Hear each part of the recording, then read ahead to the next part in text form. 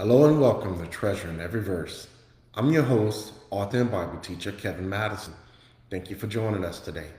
Okay, friends, we're back and we're going to jump right back into uh, talking about the Antichrist and the false prophet. And we were talking about the falling away. And we're at the very end of the falling away, which is going to lead us directly into the discussion on the false prophet. Who is he? Where he come from? According to the scriptures, folks. So we're going to lay out for you everything that the scriptures says to identify. One, we did it with the Antichrist. Okay, he's going to be a military mastermind and a very, very shrewd politician, the best politician that has ever walked the face of the earth. Okay, and why is that? Because he's going to have the wisdom of the devil, a very, very wise man, but very, very wicked. All right, and we've seen that he's called the Assyrian, and you've seen that back, and I showed you all the references of the Syrian to come. Now, nobody on the face of the planet right now is calling themselves an Assyrian. So where's this guy coming from? Well, it's the same way that God identifies all the Jews. You mean all the Jews? Yes. Those who are pure blood Jews, they back in the day with the tabernacle, when Moses separated the children of Israel by tribe, God had them record that. And even though today the Jews don't know what tribe they belong to, believe me when I tell you, according to the scriptures, God has a record. And he is going to be able to separate all the Jews by tribe. So just like God is able to do that with the Jews, God knows who are the descendants of the Assyrians, folks. So it won't be hard for the Assyrian to come to the forefront, just like God chose Pharaoh in Romans chapter 9. There was a specific man who was born to be a Pharaoh during Moses' day. And there was nothing he could do about it. There was nothing the devil could do about it. There was nothing his parents can do about it. God had picked this man out to be the Pharaoh. Same thing with Judas. Same thing with everybody alive. God says, I gave you a predetermined, appointed time and place, and I set the boundaries of your dwelling. Does it sound like it was random to you? No, friend. Nothing is random. The Most High God is sovereign over all his creation, and there isn't a thing anyone can do about it. All right, so let's pick this back up. We're in 2 Thessalonians, and remember the context. Context is key here. He starts talking about, he being Paul, he starts talking about an event. He starts talking about a time phrase. What is that? The day of the Lord, 7 years. And then he mentions it again. What is that? The same event, that day. That's how the prophets identified it back in the Old Testament. Just, they didn't know who Christ was. So instead of Christ, what you're going to see is Lord. Day of the Lord. Paul knew who Christ was. He had came in the flesh. So that's why Paul used Christ, just like the name Jesus, that don't appear in the Old Testament. Why? Because nobody knew about some Jesus.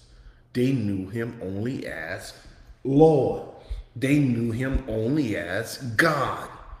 It wasn't until he became a man that the angel announced to Mary and to Joseph that they are to name the child who's going to be born Jesus. See, the mortal man wasn't born. He was born in the fullness of time.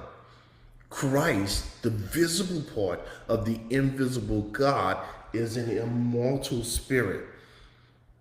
So that's why you see the difference between Lord in the Old Testament, Christ and Jesus in the New Testament. All right. So then you're going to see the prophets throughout the Old Testament make a reference to that day. That's the 7-year period. Now, I know, folks, listen, I want to show you something because I got several comments on this right here, on that day. And I showed what that was, but I want to point one thing out to help with our understanding.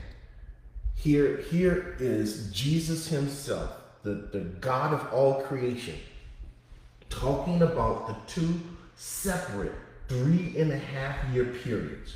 Okay? He himself divides it. Now we could have went to Daniel and allowed Daniel to tell us that in the middle of 1 week, how long is a week, folks? 7 days. But I want to come here. If you don't believe Daniel, then believe God himself, that is Jesus Christ.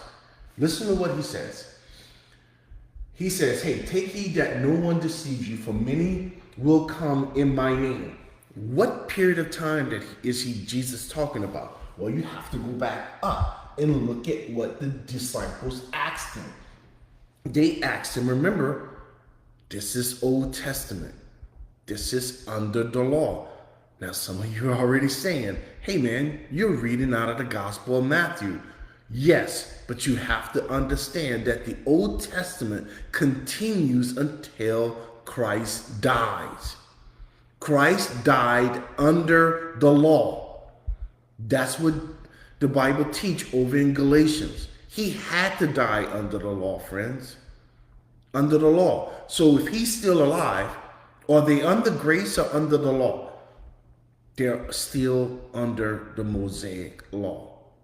So do the disciples know anything about the church? No. Are they asking Jesus about the church? No, because they have no clue about the church. It's a mystery. So what are they asking him about? They're asking Jesus about the time when he is going to rule over the kingdom of David. The kingdom, friend, the kingdom of Israel, where the prophecy was given to David in 2 Samuel, that David will have a descendant that sit upon the throne, and he will restore Israel and rule over the entire world. That's what they're asking about. All right. Now, if you don't think that's what they're asking about, go and read in the book of Luke, where Jesus, after the resurrection, comes back and talks to the two disciples. And what did they say? We had hoped that it would have been he, that is Jesus, who had restored the kingdom to Israel. That's what the disciples believe, friends. Tell us. Yes. Only the disciples. When will these things be? What things? The things that Jesus mentioned right here. All these things. So here's a reference to the things that the disciples are talking about. What things? The destruction of the temple in Jerusalem. Assuredly, not one stone will be left upon another, and that shall not be torn down. Now you say, oh, just the temple? No, the wall, everything.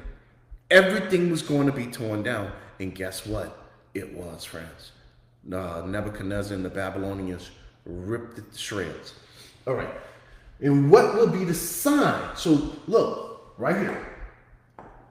3 specific questions that the disciples asked. 1, what's going to happen to Jerusalem?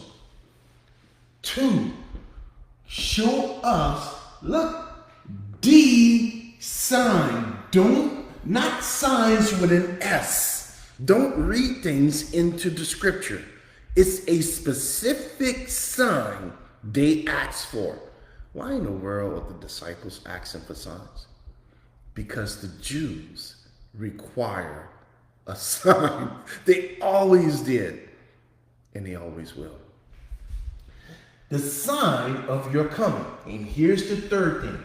Tell us about the conditions of the end of the age.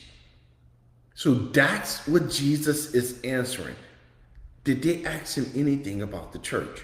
Nope. then why do people continue to put the church in Matthew chapter 24? Because they don't pay attention to context. That's why. And it's a dangerous thing to do. Jesus answered, take heed no one deceives you, for many will come in my name. When will they come in his name? When? During the end of the age, because that's what they're asking about. Now, this first part right here, this one right here, when will these things be? Matthew don't even address that. The only two things that Matthew addresses is just these two. Matthew addresses the sign, and Matthew addresses the end of the age. You know who addresses this? It's over in the book of Luke. So in order to find out what happened to Jerusalem and when that was going to take place, you have to go to Luke to read that part. Matthew doesn't talk about it. You see what I'm trying to tell you? This is why you have to read every single book. This is the kind of thing that happens all the time. It's everywhere in the book, where God gives you a little piece of something, but then turns around and gives the explanation of it over in another book. And you have to go find it. That's proper, they call it hermeneutics, but that's proper Bible study, friends. You let the Bible interpret the Bible. I'm not going to Luke. You can go read Luke on this account. They ask the same question, and you can go read that, and Jesus tells them what actually happened in AD 70 with Titus the general from Rome. Okay? Now, let's get back to this. Many will come in my name, saying, I am the Christ, and will deceive many. Listen, folks. Who are they going to deceive? Is it everybody on the planet? Nope. They're going to deceive the Jews. The 2/3 of the Jews who's going to die in their sin. And you will hear of wars and rumors of wars. See that you're not troubled. For all these things must come to pass. But the end is not yet. Now, when Jesus is saying wars and rumors of wars, I know what happened. People look at that and they go, oh, today we are hearing of wars and rumors of wars. Folks, no, that's not what he's talking about. Let's look at this. Okay? Here's Christ. What is the purpose of Christ coming to the earth? He's coming to bring peace to the earth. When Jesus Christ comes back, the first thing he does, he put down all rebellion, and he brings a true worldwide peace to the earth. Okay? So what is Jesus talking about? When he says, many will come and say, I am the Christ. What is he talking about? He's talking about what Christ is going to do. That is, bring peace. What does the Antichrist do? Let's go look. So that's peace, and then following there's wars. All right? And then you see what happens. Nation rise up against nation. Kingdom against kingdom. Now, this nation against nation is ethnic groups. This kingdom against kingdom is during the tribulation time. Remember, the church is gone. The chaos in the world is gone. This 10-nation confederate comes on. They start fighting against each other. Why? Why? We're going to see it over in Revelation. And then what happens? So you have peace, then you have wars. And he just explains the wars. And then you got famines. That's 3. So 1, peace. 2 wars after peace. 3 famine follows closely after world wars. Friends, this is world wars. This is ethnic groups against ethnic groups. This is kingdoms, nations against nations. That is, areas of the geographical areas, people against other people. And then you have famines and pestilence. Pestilence. Diseases, friends. Because when that takes place, when famine takes place, what starts happening? You start having greater diseases. Why? Because of the wars. Then you're going to have earthquakes. Why in the world are there earthquakes? Because God starts getting ready to open seals. And when he does that, nature goes absolutely berserk. Okay, in various places. And listen, how many? All these things are the beginning of sorrow. So there, in the first 3.5 years, what do you have in the tribulation? This right here, friends. This right here. Starting at verse 4, all the way down to verse 8, is the first 3.5 years of tribulation. Now, let me go show you something. So what do you see? Okay, you see 1, 2, 3. In pestilence and earthquakes, what does it bring? It brings death. Now, let me show you in the scriptures what he's talking about in this famine starvation. Let's go take a look now over at this in Revelation.